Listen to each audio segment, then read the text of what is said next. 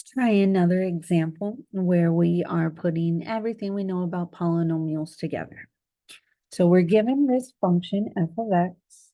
It is in standard form because it does not have any parentheses. It's just a string of addition and subtraction of terms, which means when we're finding the degree, we need the highest exponent, which in this case is 4. So our degree is 4. Our number of x-intercepts is the same as the degree, which means that we have 4 x-intercepts. Maximum number of turning points is always in -1, so our degree -1. And in this case, 4 minus 1 gets us 3 turning points maximum. Remember, it could have 3, it could have 2, it could have 1, it could have 0, but it cannot have more than 3. Our end behavior of the polynomial using the leading coefficient test. We need our leading coefficient. A is -2 in this case, and because A equals -2 is negative, that means that we are going to end on a negative. We fall to the right. Our degree is 4, which is even, which means that the arms are the same. If the arms were opposite, that means that your degree is odd.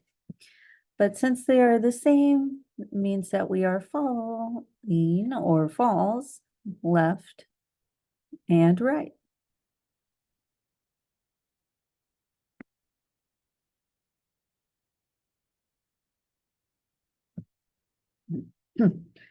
Our rational zeros theorem is that plus or minus p over q thing.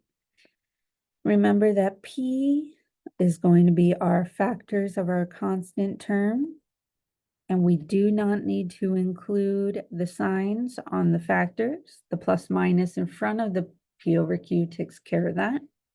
So we need factors of 56 for p, and for our q, we need our factors of 2.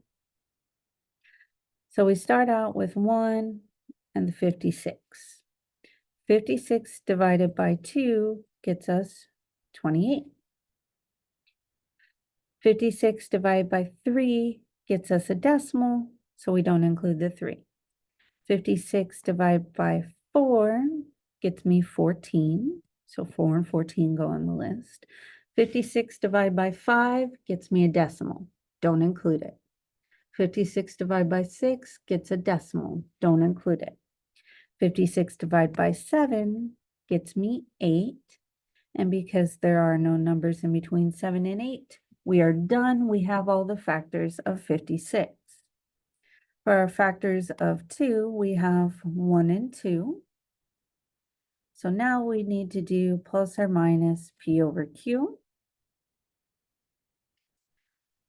Remember, we're going to take all these factors of 56, divide by 1. Then all of the factors of 56, divide by 2. If we take the factors of 56, divide by 1, we just wind up getting the factors, because 1 divided by 1 is 1. 2 divided by 1 is 2. 4 divided by 1 is 4. So I'm going to just write down our factors of 56. And now we need to go back and divide everything by 2. 1 divided by 2 gets us 1/2. That's new. Have to include it on the list. Remember, if you're doing these divisions in your calculator, convert back to a fraction. 2 divided by 2 is 1, already on the list. 4 divided by 2 is 2, already on the list. 7 divided by 2 gets a decimal, convert back. 7 over 2, that's not on the list, so we have to include it. 8 divided by 2 is 4, already on the list. 14 divided by 2 is 7, already on the list. 28 divided by 2 is 14, already on the list. And 56 divided by 2 is 28, which is already on the list. Which means that we have found all the possible rational zeros for our polynomial.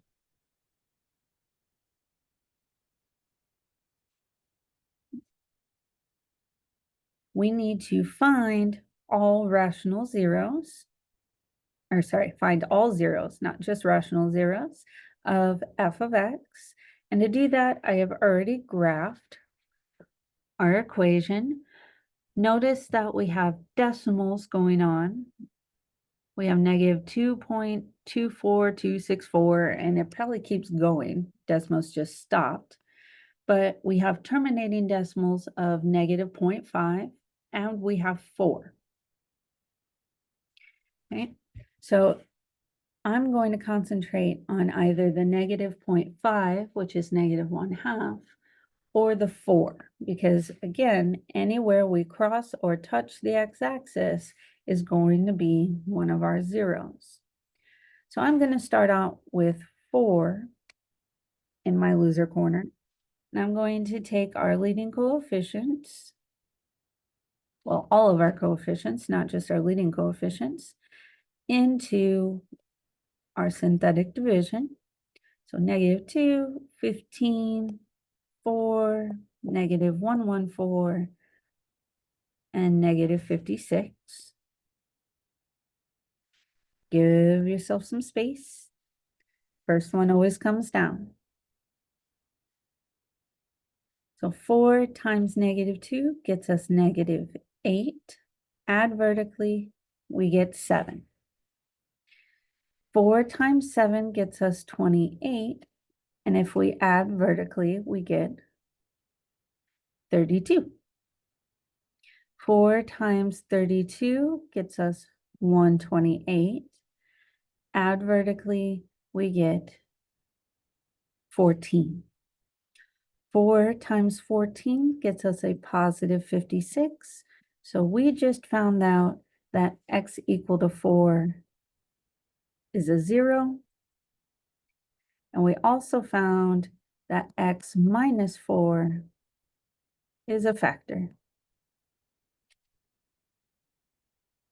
We found our remainder polynomial because we went from an x to the 4th down to an x cubed. And our remainder polynomial is going to come from the bottom row where our answers were. And our remainder polynomial gets us negative 2x cubed plus 7x squared plus 32x plus 14. And then we have a remainder of 0. Going to do another synthetic division using those guys as our coefficients. We had that negative 0.5. Negative 0.5 converted to a fraction is negative 1/2. So I'm going to put negative 1/2 up in the loser corner. And we're going to do our synthetic division again with our new coefficients of negative 2, 7, 32, and 14. Drop the negative 2 down and do the multiplication. Negative 1/2 times negative 2 gets us a positive 1. Add vertically, we get 8. Negative 1/2 times 8 gets us negative 4. Add vertically, we get 28. Negative 1/2 times 28 gets us negative 14, which gets us our 0. So we just found that x equal to negative 1/2 is a 0, which means that x plus 1/2 is the start of a factor, move the 2 up. So 2x plus 1 is our factor.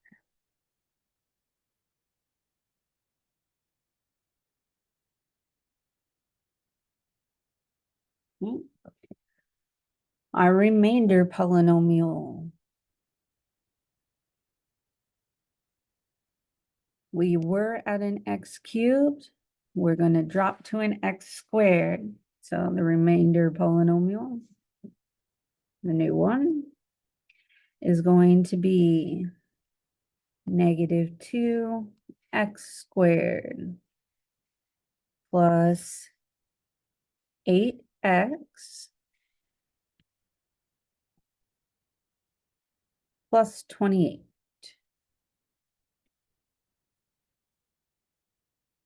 Now, you could technically try to factor this, but because our zeros did not give us nice numbers, we have a decimal that's probably going to continue on and on and on. I am going to assume that we need to use the quadratic formula. So here we go. We have a is equal to -2, b is equal to 8, and c is equal to 28. Plugging in, we're going to have x is equal to the opposite of b, which is 8, plus or minus the square root of b squared, so 8 squared, minus 4 times a times c, which means we're going to have times -2 times 28, all over 2 times a, which is -2. Simplifying stuff down, we have x is equal to -8 plus or minus the square root. When you do the radicand, you should get 288 under the radical, all over -4. If you try to take the square root of 288, you get a decimal. We don't want decimals, we want exact answers, which means that we are going to be using a factor tree. So if I'm breaking down 288, I know that 288 is divisible by 4. Dividing by 4, I get 72. So I'm going to get rid of the 288. 4 breaks down into 2 times 2.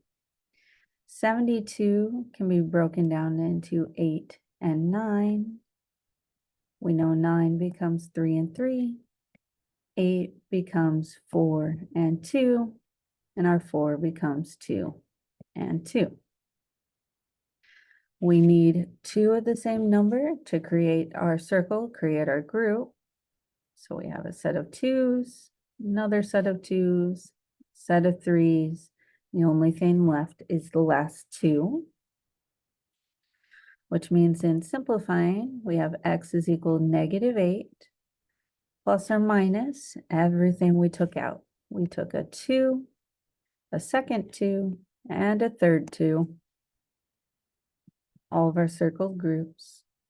And we have one lone 2 left inside, all over -4.